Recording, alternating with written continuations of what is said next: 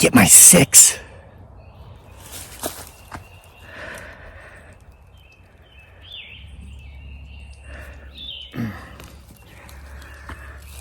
What's up, everybody?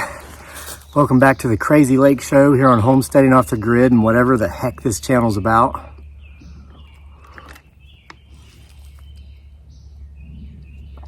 Watch the background, for we never know who or what may or may not appear. Look for anything to include, of all things, camels. Yes, definitely, potentially a camel. Or, well, so today, this channel is about an amazing story about an amazing guy. Story that I just heard last night. I want to relay the story because it's, you know, certain people earn certain rights. And this is a story about a gentleman who has earned the right to have this particular story told. I've got to do something that I never do and something that I hate to do in the telling of this story for the story to have its true potency. I've got to name drop. I have to name drop. It's a story about a guy who is somebody that the masses would consider a celebrity. But it's somebody that I consider a flesh and blood human being because he is. And all celebrities are, especially the people that know him. And I'm not trying to make any sort of claim to fame because of my association with this individual. I hate name droppers. It's kind of tacky.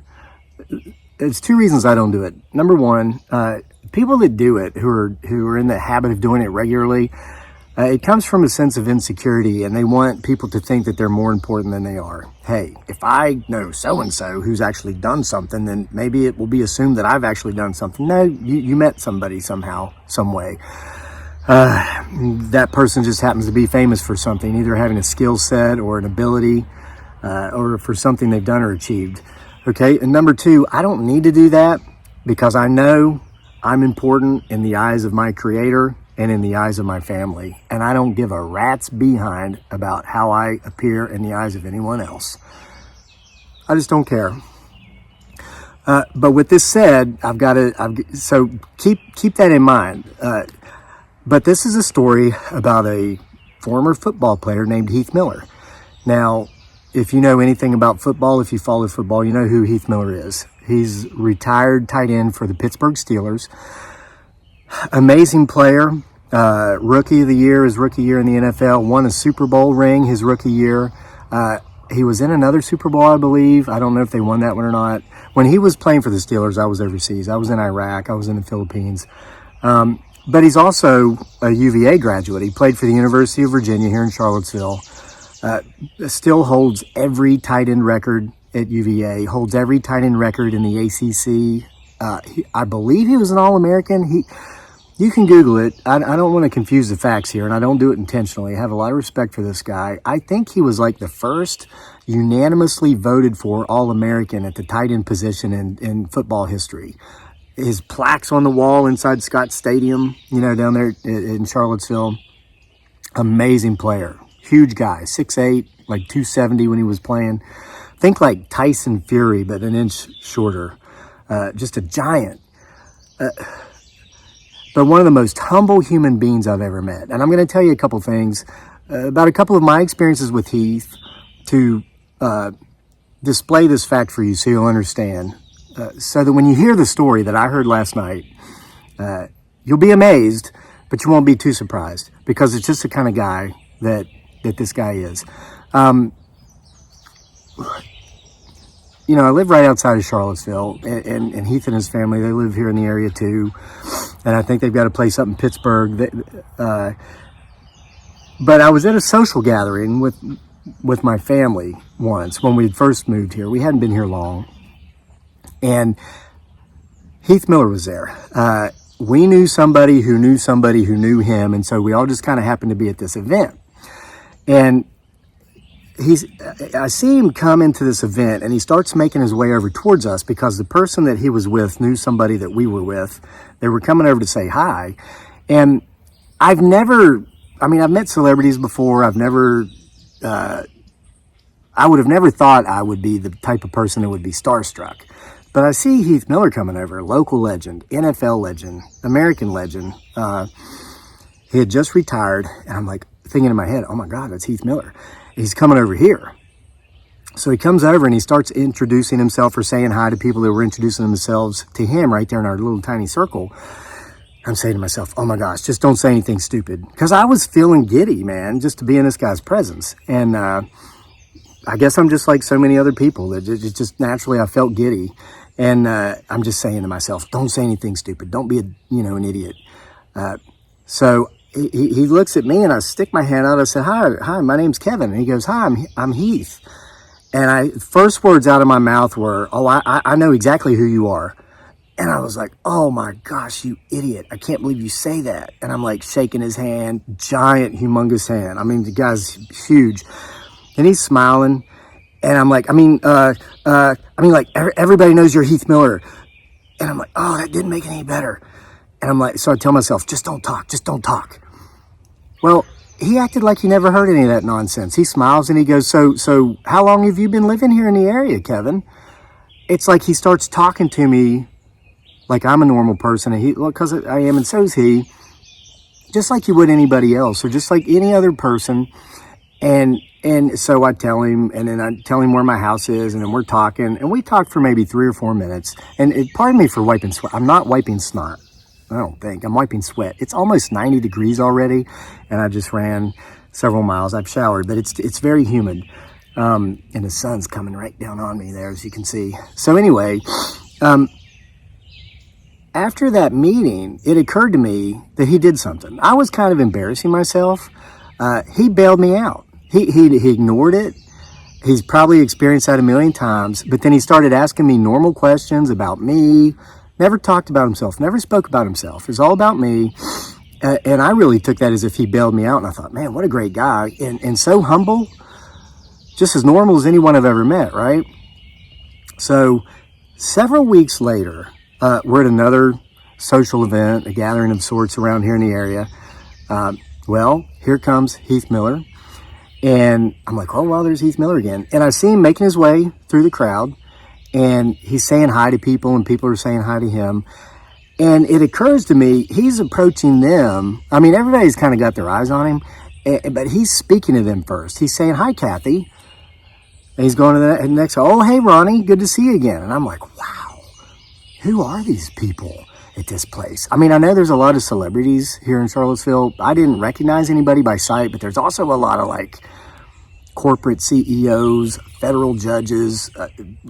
I mean, just some really, I hate to use a hillbilly term here, but it's just coming to my mind, highfalutin types, but not stuck up snobby types. They're just very successful people, people with status. I'm like, wow, I had no clue there's so many important people here. Heath Miller's coming through and he knows these people. Gosh, he knows them. What have they done? So I'm kind of feeling out of place. I'm like, how did I get into this zip code? Well, he looks over and he sees me and he starts coming my way. And so I start backing up to give him space to go by. I figure he's looking at somebody over here. He comes over with his hand out and he goes, Kevin, hey, good to see you again, man. How you been? And I was like, oh, what? I'm thinking in my head, what? This guy, NFL legend, Rookie of the Year, Super Bowl ring wearer, local UVA legend, All-American, remembered me, and he remembered my name. And I didn't embarrass myself that time. We just spoke for a few minutes. He was very polite and cordial and humble. If I had to pick one word to describe this guy, I would say humble. And the story I'm going to share with you here in just a minute will really bring this home. A story I heard last night. So he goes on his way and I watch, and he's speaking to people, and it wasn't just my name. He remembered all these other people's names too. And it occurred to me, these people were not famous. They were not celebrities. They were not the types of people that I just described that lived here. These were normal, ordinary, everyday, middle class folks who have real jobs, normal jobs. The kind of people that watch guys like him on television on Sunday, not the types of people who are also on television on Sunday. And it occurred to me, man, this is one of the most humble human beings I've ever met in my life. When I first met him, he could have rolled his eyes and thought, oh my gosh, another dastardly peasant, you know. No, it was nothing like that. And I'd be willing to bet, because he's a good old Virginia boy from down in the southwestern part of the state, which is actually part of Appalachistan. Most of Virginia is not in Appalachia, but the southwest portion is, and he's from down there. And it's just a different demographic than, say, Charlottesville. Listen, I love Charlottesville. I wouldn't live here if I didn't. But it's a very affluent area, a lot of generational wealth, and there are a lot of people who, even in their 50s and 60s or even older, have never had to work. They've never had to pay a bill because they were born into a family where they just didn't have to. Generational wealth worth tens of millions or hundreds of millions of dollars. Most of them that I know that I've met are wonderful people, and you'd never know that about them if you didn't know it. They're real people, but there's a lot who walk around as if they've won a Super Bowl. They haven't done anything of significance in their own life, but they walk around with this air about themselves that they're, they've accomplished something that everybody knows. So down there in Southwest Virginia, I mean, it's a more humble, it's like Appalachia, man. People know where they come from. They remember their roots. And he's a great example of that. So anyway, yesterday we were at a pool party. My son, Daniel, played flag football this year. He had a great year. All the kids had a great year. Daniel was a starting quarterback and the team captain. And it was wonderful, and a lot of the other kids became team captains, and a lot of the other kids played the quarterback position because the coach was really wonderful about, rotating the kids. So everybody got some playing time. This is what I think is the best thing about our team. We were like the leftovers. This is what I mean by that. In this league, a lot of the same kids have played for the same teams for like 4 or 5 years now. They've been playing together. They've got that they can click with each other.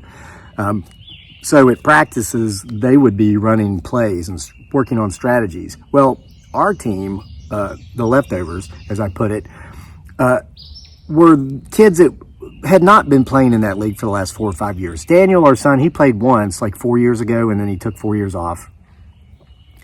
There were 11 kids on the team. 5 of them had never played any sport before, let alone flag football. They'd never played any organized sport. So you could see with our team, the coach was spending the first half of the season, he was just going over basics, trying to teach these kids how to throw the football, how to catch the football, which position was what.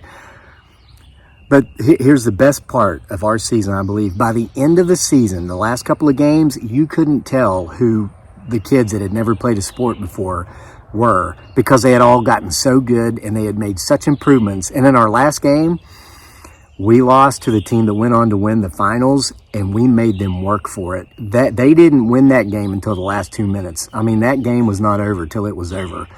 I couldn't have been more proud. We had this kid on our team, and I'm getting back to the Heath Miller story here in just a second, but I got to tell you about this one kid.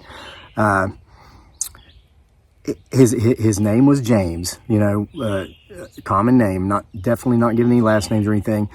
He's a big kid, and he was put at center. And in flag football, you snap the ball differently. You don't snap it through your legs. You stand off to the side and you pitch it back. So he'd pitch it back, and that was pretty much his job. He'd pitch that ball and he'd stand there. And all the kids would run out for passes or run the ball, but nobody would cover this kid. Everybody misunderestimated him. They thought, he's doesn't have any athletic ability. We're not going to worry about him. Well, the coach figured out. He said, he told Daniel or whoever else was playing quarterback, and he told this kid, he said, look, James, after you snap that ball, I want you to just kind of jog out like 5 yards and just turn around and look back at the quarterback and stand there. He told the quarterbacks, he said, look, nobody ever covers James. Nobody ever covers this guy. Let's turn him into our secret weapon. So the quarterback looks around, he doesn't have an option. Throw it to James. If you can get 5 yards every play, you're going to get a touchdown, or not a touchdown, but you're going to get a first down every drive, and eventually you can work your way into the end zone like that. So they would do this at practice. The kid couldn't catch the ball. It would work out great. The kid just couldn't catch. Well, we get to that next game. It's like the next to the last game of the season. Kid's doing what he was taught, snapping the ball, going out 5 yards. Daniel's looking around. He doesn't have any options. He throws this kid the ball. The kid catches it. And he looks over at the sidelines like, now what do I do? And the coach is like, run. And he'd get like 5 yards after the run. And he did it repeatedly. This kid went from being the kid that nobody took seriously, nobody would cover. They assumed he just wasn't any good. Just, the big kid snapping the ball and standing there until the play's over. This kid started killing it, man. It was amazing. So they started covering him, and what that did is that was opening up other receivers elsewhere. And I think the kids learned the importance of every member on your team, because a team is really only as strong as its weakest member. So don't exclude that weakest member. Don't never pass to that guy. Pass to that guy. And if he doesn't know how to catch, pass it to him enough times until he finally starts catching it. And that's what happened. And so the team's strength went from being way down here to being way up here. There were no more weak links. That's what you call teamwork. It was a beautiful thing to watch. So anyway, sitting there last night at the pool, and I'm talking to the coach. Great guy. I'd never met him until this season. Wonderful guy. He's recently retired. He was very good at what he did, and he's obviously not stupid with money because he's only 54. Yeah, he's 6 years older than me. Fully retired and self-made. He's not one of these trust baby types I described who's never had to work. He did have to work, and he's done well for himself. He was smart with his money. And he's very active in coaching. He's got a son, my son's age. They're friends now. Wonderful family. Whole family's wonderful. So we're sitting there at the pool talking about football. And listen, when you live in Charlottesville and you like football, you're a UVA fan, unless if you're one of those Virginia Tech fans, they're around here. Heath Miller's going to come up on occasion. It's just going to come up. So the coach last night told me his Heath Miller story. And this was a story I wanted to tell you. I just had to tell you the others, because I really want to show how human this guy is and how humble. So our coach a couple years ago was coaching in a youth basketball league. And it turns out Heath was coaching as well. This guy doesn't sit around and live some sort of lifestyle of the idle rich. He's active. He gives back to the community. He volunteers to coach youth sports. And I think he's coaching down at UVA this year. Football, of course. Dearly's a fan on their UVA Facebook page. He says, I was going, look, it's Heath. He's all over the page. So we're thinking he's on the coaching staff. I haven't looked. I don't know.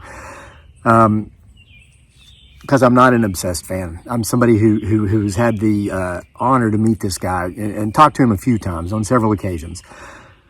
So the coach tells me he ends up coaching against Heath's team in basketball. And where the kids were playing this game, the fans sat on one side, and then the team sat on the other. One team was on this bench, the other team was here, and the coaches were like side by side, and they could talk and communicate. And so he's coaching this game, with Heath Miller for the other team. Heath is the coach for the other team. And he says he sees this kid over in the stands, like an 8-year-old kid, and he's got like paper in his hand, he's got a pen in his hand, and he starts like he's wanting to come over, but then he goes back. And his parents say, no, go. So that you see this kid in the middle of the game, he makes his way around the basketball court, and he comes up to the benches, and he goes over there, and he's like tugging on Heath Miller's, almost 7 feet tall Heath Miller's shirt or whatever. Heath looks down, there's this little kid. He goes, can I have your autograph?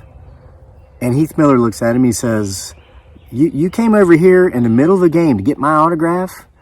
And I'm thinking, this is going to be a different story than I know about Heath, And the kid's like, uh-huh. So Heath gets down on his knee. He goes, okay, I'll give you my autograph on one condition. And the kid's looking at him. He says, you got to give me your autograph first. And the kid's like, he's probably thinking, why would Heath Miller want my autograph? I'm just some 8-year-old kid. He says, what's your name? And the kid told him his name. He said, all right. He says, we're going to trade autographs. I'm giving you my autograph, but only if you give me yours first. Here, you sign your name on this paper. So here's this 8-year-old kid. I'm getting goosebumps telling this story. And just like I got goosebumps when he recognized me and came to me and acknowledged me in a crowd of people, man.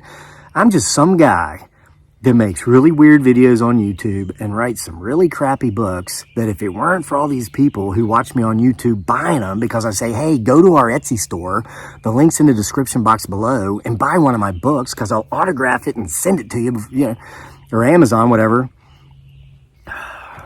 Shameless self-promotion. Always at it, no? Anyway, you know what I'm saying, right? So, kid gives Heath his autograph. Heath gives the kid the autograph, high fives him or whatever. Kid goes back around to sit with his parents feeling like $1,000,000. And Heath just stands up and just gets back into the game, starts coaching the game like nothing ever happened. Amazing, no? What an amazing story. So, people like that have earned the right to have those stories told. Hey, the celebrity status and all that, everything, they earn that too. But the ones who really stand out in the minds of us common folk, us commoners, as Benjamin Franklin called us, are the Heath Millers who remember where they came from, who know who they are, who, as important as this guy is, he's got an air about himself that he's no more important than anyone else. Amazing human being. So I just wanted to tell you that story. That's your story for today. If you saw anything moving around in the background, timestamp it so others can see it as well. See you for more next time.